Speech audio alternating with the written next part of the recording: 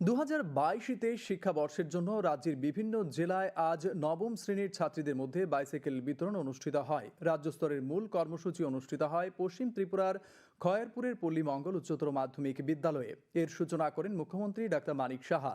উপস্থিত ছিলেন বিধায়ক রতন চক্রবর্তী সহ শিক্ষা দপ্তরের বিভিন্ন আধিকারিক এবং বিদ্যালয়ের শিক্ষক শিক্ষিকারা।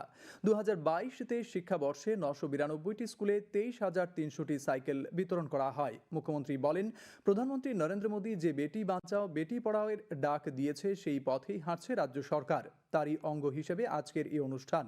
এখানে উল্লেখ্য, 2018-19 শিক্ষাবর্ষ থেকে রাজ্য সরকার এবং সরকারি অনুদান প্রাপ্ত স্কুলগুলিতে নবম শ্রেণীর ছাত্রীদের মধ্যে এই বাইসাইকেল দেওয়া শুরু হয়। আমরা ছোট ছোট ছেলে মেয়ে যারা ক্লাস 9-এ পড়ে তাদেরকে আমরা দিয়েছি মেয়েদের। তাছাড়া 33% রিজার্ভেশন আমরা রেখেছি, আপনারা জানেন, চাকরির ক্ষেত্রে। আমাদের 50% মহিলা এবার আমাদের পঞ্চায়েতে আমাদের রিজার্ভেশন ছিল। শুধু তাই না, আমরা পিঙ্ক টয়লেটের ব্যবস্থা করেছি যাতে রাস্তাঘাটে যাতে যারা মেয়েরা মহিলারা বাচ্চারা তারা যেন জেনারেল টয়লেটে না যায়। শুধু তাই নয়, আমরা স্টাম্প ডিউটি 1% কম রেখেছি জমি জমা বাড়িঘর কিনতে গেলে, সেই ব্যবস্থা আমরা করেছি।